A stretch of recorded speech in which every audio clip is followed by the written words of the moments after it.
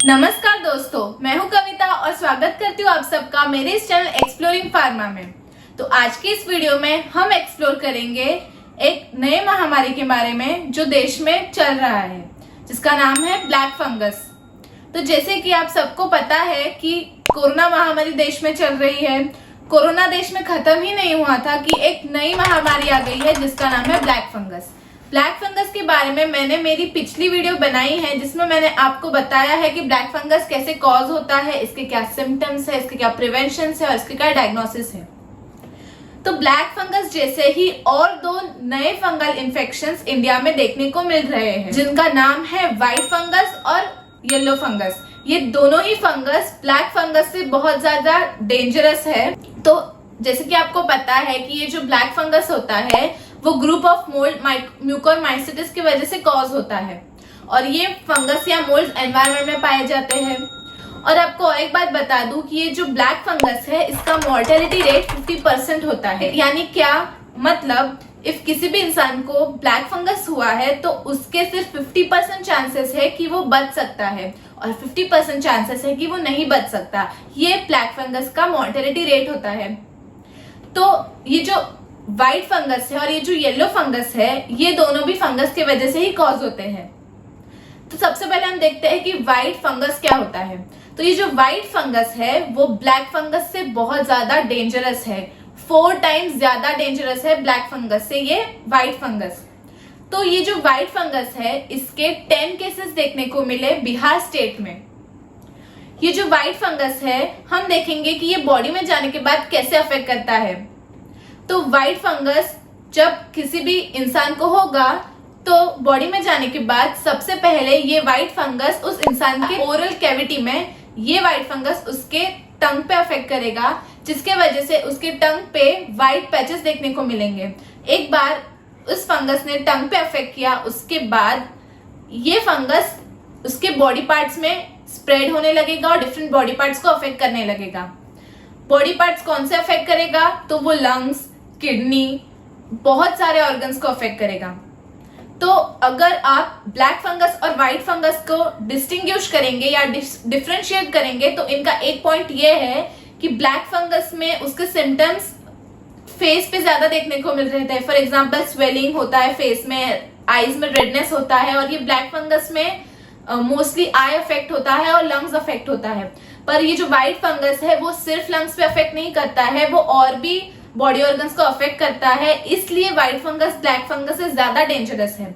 अगर white fungus के हम सिम्टम्स देखेंगे तो इसके सिम्टम्स डायरिया, वॉमिटिंग, और हमारी जो लंग्स है वहां लंग्स में हमको व्हाइट पैचेस देखने को मिलेंगे। हमारी जो ओरल कैविटी है वहां पर हमको व्हाइट पैचेस देखने को मिलेंगे। तो ये बेसिक सिम्टम्स होता है व्हाइट फंगस का। अब अगर हम येलो फंगस की बात करें तो येलो फंगस ब्लैक और व्हाइट फंगस दोनों से ही ज्यादा डेंजरस है और येलो फंगस एकदम रिसेंटली डिस्कवर हुआ है। येलो फंगस का एक केस देखने को मिला गाजियाबाद में, जो कि उत्तर प्रदेश में है। गाजियाबाद के एक इंसान में ये येलो फंगस देखने को मिला, जो इंसान कोरोना वायरस से पीड़ित था और वो ठीक हो रहा था, जिसमें ये येलो फंगस देखने को मिला। तो अब हम देखेंगे कि येलो फंगस बॉडी में जाने के बाद कैसे अफेक्ट करता है। तो जब येलो फंगस किसी भी इंसान में अफेक्ट करेगा तो उसमें ऐसे सिम्टम्स देखने को मिलेंगे कि फॉर एग्जांपल उस इंसान को अगर घाव हुआ है कहीं भी तो जो हमें नॉर्मल टाइम लगता है वो घाव ठीक होने में, वो टाइम एक्सटेंड हो जाता है। फॉर एग्जांपल येलो फंगस में जिस इंसान को घाव हुआ है वो घाव ठीक होने में उस इंसान को ज्यादा वक्त लगेगा, इसका मतलब ये है। और अगर उसको कहीं भी इन्फेक्शन हुआ है तो वहां पर उसको पस फॉर्म होगा और उसकी बॉडी के अंदर जो हम सेल्स और टिश्यूज होते हैं वो डिस्ट्रॉय होने लगेंगे अपने आप। इसका एक वर्ड यूज होता है इसके लिए जिसको सेल नेक्रोसिस या टिश्यू नेक्रोसिस बोलते हैं, जिसमें उस ह्यूमन बॉडी का सेल डिस्ट्रॉय होने लगता है। अगर उसका सेल या टिश्यू डिस्ट्रॉय होगा तो इसका इफेक्ट उसके ऑर्गन पर भी पड़ेगा, जिसकी वजह से ऑर्गन फेलियर होगा। एक ऑर्गन फेल होगा, वैसे ही मल्टी ऑर्गन फेलियर होंगे। येलो फंगस के सिम्टम्स ऐसे देखने को मिलेंगे कि उस पर्सन में वेट लॉस होगा, उसको लॉस ऑफ एपेटाइट होगा, यानी कि उसको भूख कम लगेगी, उसके चेस्ट में पेन होगा, उसको फीवर आएगा और थोड़े बहुत सिम्टम्स ब्लैक फंगस से सिमिलर रहेंगे, बट एक्स्ट्रा सिम्टम्स ये है कि उसका वेट लॉस होगा, उसको माल न्यूट्रिशन होगा, एक्सेट्रा।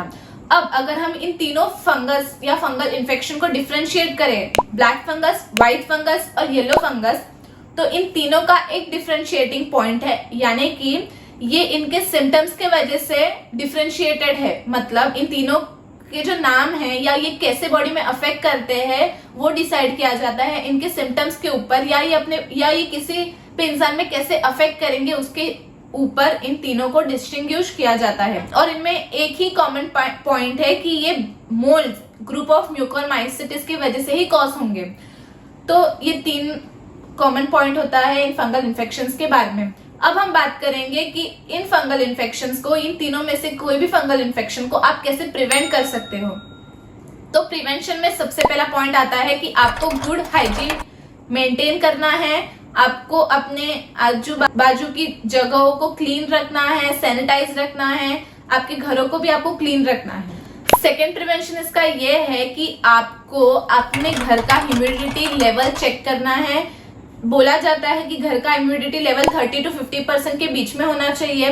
क्यों? तो ये जो ह्यूमिडिटी होता है, मतलब वाटर कंटेंट, वो ज्यादा होगा तो फंगस वहां पे ज्यादा ग्रो होंगे, इसलिए आपको घर का ह्यूमिडिटी चेक करना चाहिए। ह्यूमिडिटी चेक करने के लिए हाइग्रोमीटर यूज किया जाता है। थर्ड पॉइंट, आपको रेगुलरली अपना ब्लड शुगर लेवल चेक करना चाहिए, क्योंकि आपको पता है कि डायबिटिक पेशेंट्स में ब्लैक फंगस, व्हाइट फंगस या येलो फंगस कॉज होता है। तो इसके लिए किट आता है जिसका लिंक मैंने डिस्क्रिप्शन बॉक्स में दिया है, आप जाके चेकआउट कर सकते हैं। इसका थर्ड पॉइंट ये है कि आपको रेफ्रिजरेटेड फूड आइटम्स नहीं खाना है या कोल्ड ड्रिंक्स नहीं खाना है, आपको कंप्लीटली इसको अवॉइड करना है, क्योंकि कोल्ड फूड्स आपको ज्यादा प्रॉब्लम पहुंचा सकता है। फोर्थ प्रिवेंशन ये है कि आपको बेकरी प्रोडक्ट्स अवॉइड करना है। फॉर एग्जाम्पल ब्रेड में आपको पता है कि कैसा सोर्स होता है जिसकी वजह से फंगस उसको खा के ग्रो होते हैं, तो आपको बेकरी प्रोडक्ट्स भी अवॉइड करना है। नेक्स्ट, आप ऐसा प्रिवेंशन कर सकते हो कि आप दिन में 2 बार स्टीम ले सकते हो, जिसके लिए स्टीमर आता है, जिसका लिंक भी मैंने डिस्क्रिप्शन बॉक्स में दिया है, तो आप जाके चेकआउट कर सकते हो और बाय कर सकते हो। नेक्स्ट प्रिवेंशन ये है कि आप जो सॉइल एरिया है वहां पर आप जरा कम जाइए, फॉर एग्जाम्पल कंस्ट्रक्शन साइट्स, और अगर आपको रोज उसे डील करना है तो आपको मास्क पहनना चाहिए, अपने हैंड्स और लेग्स को कवर करना चाहिए, और मेन इंपॉर्टेंट तो आपको मास्क पहनना ही चाहिए। N95 मास्क आपको वेयर करना चाहिए, क्योंकि कोरोना तो बढ़ ही रहा है, उसमें ये और नई बीमारी आई है, तो आपको ज्यादा ध्यान रखना पड़ेगा। और एक मेन पॉइंट, जो मास्क हम पहनते हैं, वो मास्क पहनने से हम जब सांस लेते हैं उसकी वजह से उस मास्क में भी ह्यूमिडिटी स्टक हो जाता है, मतलब एक ह्यूमिडिटी एनवायरनमेंट क्रिएट हो जाता है मास्क में, उसकी वजह से भी फंगस ग्रो हो सकता है। तो आपका जो मास्क है वो आपको ज्यादा दिन तक यूज नहीं करना है। इफ वो वॉशेबल है तो आपको उसको अच्छे से वॉश करना है, या तो आपको 3 या 4 दिन से ज्यादा एक मास्क यूज नहीं करना है, आप अपना मास्क रिप्लेस करते रहे। तो ये प्रिवेंशन होता है फंगल इन्फेक्शन के खिलाफ। अब बात करें इसके मेडिकेशन या डायग्नोसिस, तो एक ही मेडिकेशन अभी फिलहाल आपको लेने के लिए प्रिस्क्राइब करेंगे doctors, which is amphotericin B, which is anti fungal medication. और ये मेडिकेशन बहुत, इसकी शॉर्टेज हो सकती है, तो आपको उसके लिए प्रिकॉशन लेना ज्यादा जरूरी है, क्योंकि हमको पता है prevention is better than cure.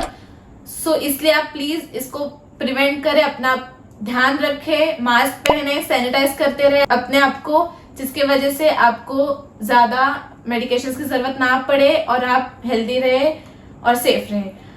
और अगर आपको ब्लैक फंगस के ऊपर और डिटेल में इंफॉर्मेशन चाहिए तो मैंने मेरे एक वीडियो बनाई है ब्लैक फंगस के ऊपर, आप प्लीज जरूर जाके विजिट कीजिए, मैं आई बटन में इसका लिंक डाल दूंगी। और आप मेरे और भी वीडियोस जरूर देखिए, मैंने उसमें डिटेल में एक्सप्लेन किया है about new trending news related to health and pharmacy. If you like this video, do subscribe to my channel, press the bell icon, like, comment and share. Thank you.